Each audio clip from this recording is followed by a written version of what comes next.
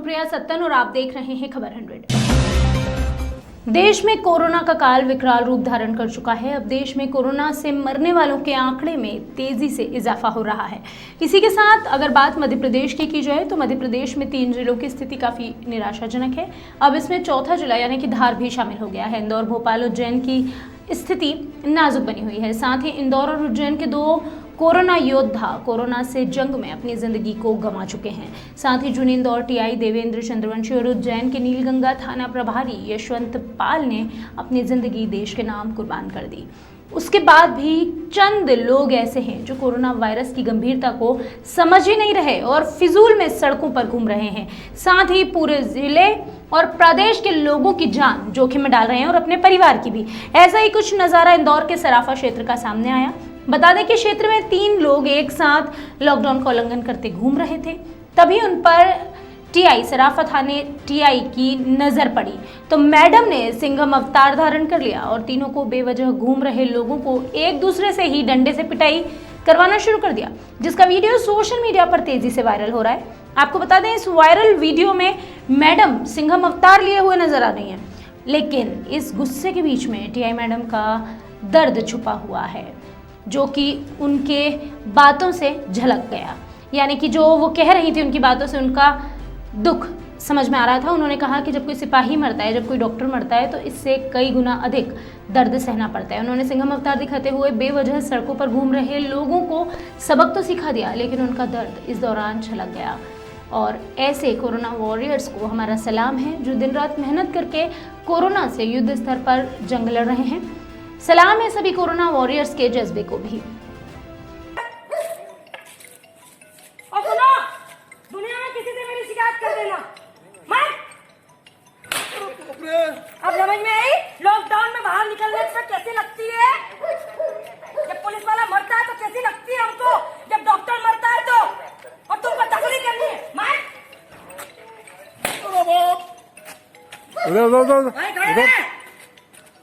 निकल के बता देना मेरे को तुमने ये धीरे मारी, इससे क्या टका मारू। नहीं मैडम, बहुत जोर से लगी।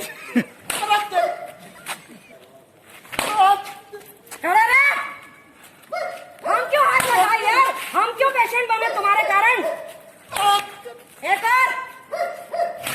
हाँ। राजगढ़ के जीरापुर की काचीखेड़ी में रहने वाली अनीता बाई की 2 दिन पहले कोरोना पॉजिटिव होने की रिपोर्ट सामने आई थी, जिसके बाद भोपाल जांच के लिए अनीता की रिपोर्ट भेज दी गई थी, लेकिन वहां से उनकी रिपोर्ट नेगेटिव पाई गई। उनको भोपाल से देर रात वापस गांव पहुंचाया गया, जहां जिला चिकित्सालय में भारी अनियमितता पाई गई। जब यह बात सामने आई मीडिया के माध्यम से, तो इसकी जानकारी लगते ही अस्पताल के कलेक्टर नीरज कुमार सिंह और पुलिस अधीक्षक प्रदीप शर्मा ने निरीक्षण किया। वहां मौजूद जिम्मेदारों को आवश्यक दिशा निर्देश भी जारी किए।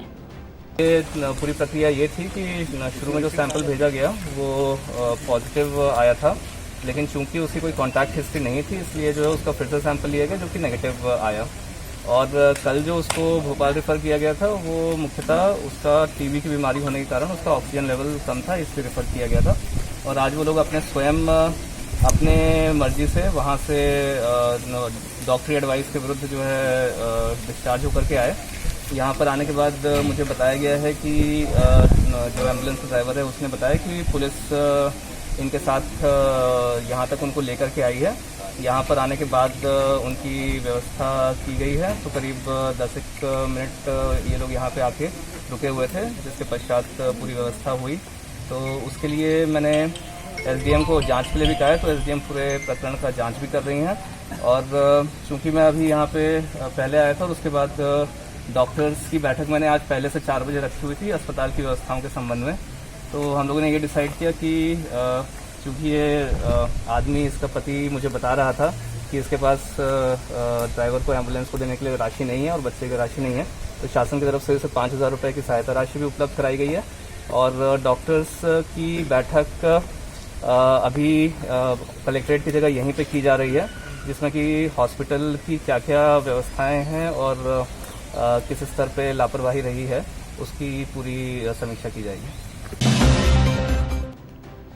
इंदौर कलेक्टर मनीष सिंह ने कहा कि जब कोरोना पॉजिटिव की संख्या ज़्यादा आ रही थी तब उसके कारण मीडिया को बताए गए थे, और अब कम आ रही है तो भी उसकी बात बता रहा हूं। कलेक्टर मनीष सिंह ने ऐसा कहा कि केंद्र सरकार का एक दल इंदौर पहुंच चुका है, जिसमें डिजास्टर मैनेजमेंट के अधिकारी, सीनियर अधिकारी और साइंटिस्ट शामिल हैं। यह दल इंदौर में चल रही तैयारियों को गाइड करने, सुपरवाइज करने के लिहाज से इंदौर आए हैं।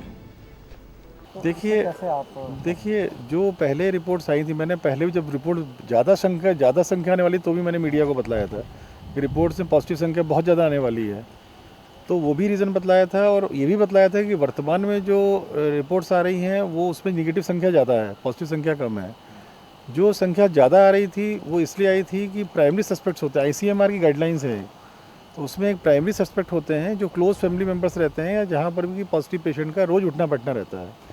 तो प्राइमरी सस्पेक्ट्स की जो हम लोगों ने 3200 प्राइमरी सस्पेक्ट्स को डाला था मैरिज गार्डन्स में, या लगभग 1500 लोगों को हम लोगों ने होम क्वारंटाइन किया था। वो प्राइमरी सस्पेक्ट्स की सैम्पलिंग बहुत युद्ध स्तर में की थी हम लोगों ने, उसके लिए 20 टीम बनानी पड़ी थी हम लोगों को। तो 20 दल बना के हम लोगों ने प्राइमरी सस्पेक्ट्स की सैम्पलिंग कराई थी। चूँकि बैकलॉग बहुत हो गया था, मेडिकल कॉलेज में कैपेसिटी नहीं थी, वो उनके लमसम सैंपल्स हम लोगों ने दिल्ली भेजे थे, और वहाँ से चूँकि 1000 सैंपल्स दिल्ली गए थे, इसलिए बट नेचुरल था कि उसकी रिपोर्ट एक साथ आनी थी उसकी। तो मैंने मेंटली प्रिपेयर किया था यहाँ के शहर की जनता को कि 250-300 पॉजिटिव केसेस आने वाले हैं, घबराए नहीं उसमें। आज की स्थिति में उतनी सैंपलिंग की आवश्यकता नहीं है। जो ICMR गाइडलाइंस हैं उस गाइडलाइंस तक पहले भी हम लोगों ने इंटेंसिव सैंपलिंग की थी प्राइमरी सस्पेक्ट्स की, आज भी प्राइमरी सस्पेक्ट्स की कर रहे हैं हम लोग। आज की तारीख में सारे एयर अस्पतालों में हमारी सैंपलिंग चल रही है, प्लस हमारी सैंपलिंग टीम जो है उतनी टीम की आवश्यकता नहीं जितनी टीम हम लगा रखे थे पहले, इसलिए उस टीम्स के लोगों को हम लोगों ने जो सर्वे चल रहा है घर घर उसमें कुछ लगाया है। बाकी जहाँ आवश्यकता पड़ रही है सैंपलिंग करा रहे हैं हम लोग। तो जो पहले हमारी 3200 हमारे जो क्वारंटाइन में थे इंस्टीट्यूशन में और जो होम क्वारंटाइन थे, इनकी एक दिन में हम लोगों ने 500-500 550 सैंपलिंग हम लोगों ने ले करके और उसको मेडिकल कॉलेज भेजा था। पर अब जो संख्या कम होने का कारण यही है कि उन सबकी सैंपलिंग हो गई है, उन सबकी रिपोर्ट आ गई है। क्वारंटाइन से जिन लोगों की निगेटिव, अधिकांश लोगों की निगेटिव जो आई थी मेजॉरिटी केसेस में, सबको हम लोगों ने रिलीज़ भी कर दिया है।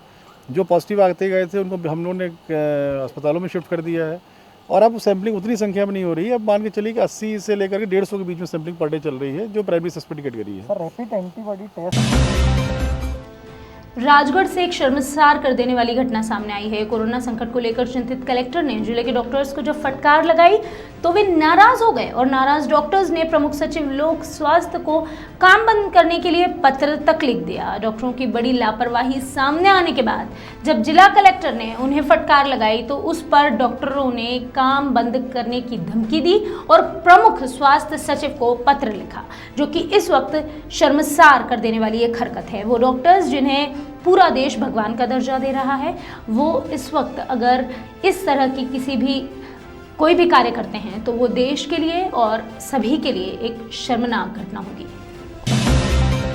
मंदसौर जिला कलेक्टर मनोज पुष्प ने बताया कि राजस्थान के कोटा में मध्य प्रदेश के मंदसौर से 45 छात्र फंसे हुए हैं, जिनको वापस लाने के लिए राज्य शासन ने योजनाबद्ध ढंग से बस के माध्यम से उन्हें वापस घर लौटाने की पूरी तैयारी कर ली है। साथ ही सभी छात्रों का हेल्थ चेकअप किया जाएगा, उन्हें 14 दिनों तक होम क्वारंटाइन किया जाएगा और आइसोलेटेड भी किया जाएगा।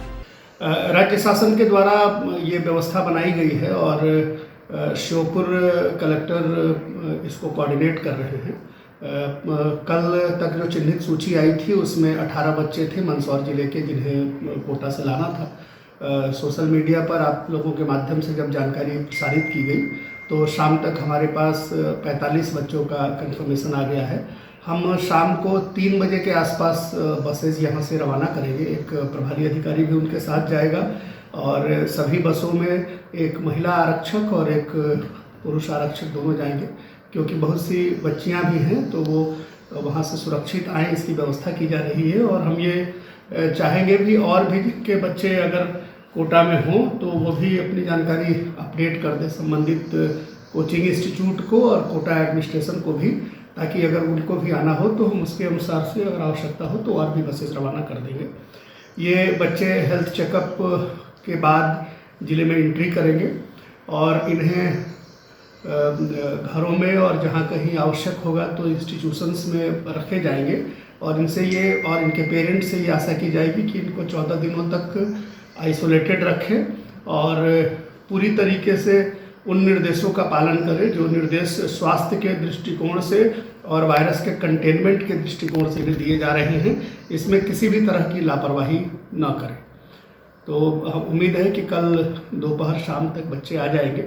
उनका स्वास्थ्य परीक्षण करके और एक रूट हमने बनाया है, उस रूट के हिसाब से बसें संबंधित थानों में उतरेंगी, रोकेंगे और वहाँ से उनके घरों तक पहुँचाने की व्यवस्था की जाएगी।